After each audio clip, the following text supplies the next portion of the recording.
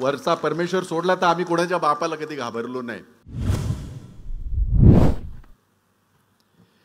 महाविकास आघाडीचे उमेदवार एक सच्चा शिवसैनिक आदरणीय खासदार राजन विचारे जी,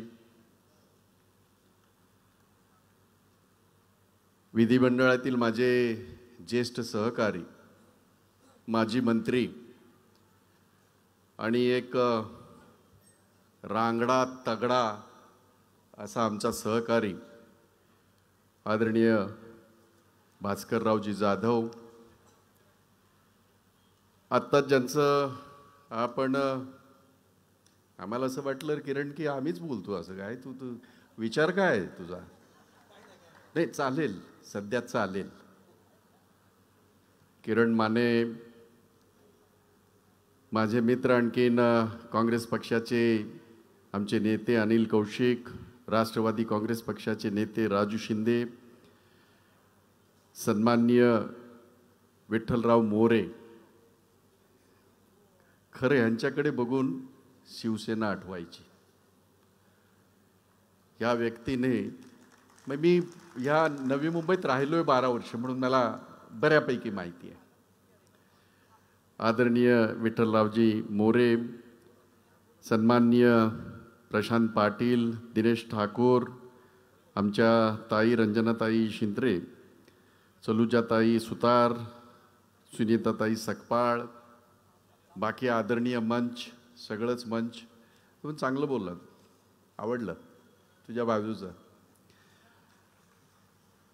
आणि आपण सगळे उपस्थित असलेले नवी मुंबईच्या नागरिकांना माझा जोरदार सलाम।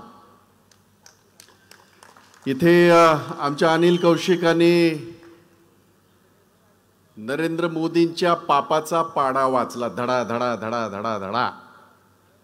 मी त्याचं रिपिटेशन करणार नाही, काळजी करू नका। किरणने पण आणखीन सध्या IPLचा जमाना आहे, त्याने 4-6 मारले बऱ्यापैकी, चांगला आहे। आणि आता फायनल इकडे आहेच आहे, सेमीफायनलला मीच उभा आहे। मी फक्त त्यांच्या येताना पूर्ण मी कोकणामध्ये सभा केल्या, पश्चिम महाराष्ट्रात सभा केल्या, उत्तर महाराष्ट्रात सभा केल्या, पूर्ण महाराष्ट्रामध्ये सभा केल्या, दिल्लीमध्ये मी सभा केल्या। एक होर्डिंग आणि त्याच्यावरचं एक जे त्यांनी त्याचा उल्लेख अनिलने ओझरता केला, मी त्या एकाच होर्डिंगवर असलेल्या याच्या बाबतीमध्ये जे स्लोगन होतं त्या बाबतीमध्ये मी बोलणार आहे। पण त्यापूर्वी तुम्हाला आणि आम्हाला हे समजून घेणं गरजेचं आहे, ही लढाई ही काय आहे। किरणने ओझरता उल्लेख केला त्याचा, ही लढाई आहे। मी त्याच्या पुढे एक पाऊल जाऊन, हे युद्ध आहे, हे धर्मयुद्ध नाही, हे कुठल्या जातीचं युद्ध नाही, हे एक कर्मयुद्ध आहे। आणि हे युद्ध ह्या देशाची घटना वाचवण्यासाठी, ह्या देशाचं संविधान वाचवण्यासाठीचं युद्ध आहे, नव्हे ह्या देशाची लोकशाही वाचवण्याचं हे युद्ध आहे। आणि सर्वात महत्त्वाचं गद्दारांच्या विरोधातलं युद्ध आहे। तुम्हाला लढावंच लागेल, तुम्हाला लढावंच लागेल। ज्यांना स्वतःच्या बापाचं फोटो लावून लढण्याची हिम्मत नाही, ते तुम्हाला आणि आम्हाला शिकवणार आहेत। एवढीच तुमची हिम्मत आहे, एवढंच जर तुम्हाला राजकारणाबद्दल आणि स्वतःच्या कर्तृत्वाबद्दल जर विश्वास आहे, स्वतःच्या बापाचा फोटो लावा आणि लढा। लोक तुम्हाला माती चारल्याशिवाय राहणार नाही, हे मी तुम्हाला सांगू इच्छितो। आणि म्हणून हे युद्ध माझ्या महिलांचं आहे, माझ्या आई बहिणींचं आहे. हे युद्ध माझ्या देशातल्या तरुणांचं आहे, त्यांच्या अस्तित्वाचं आहे.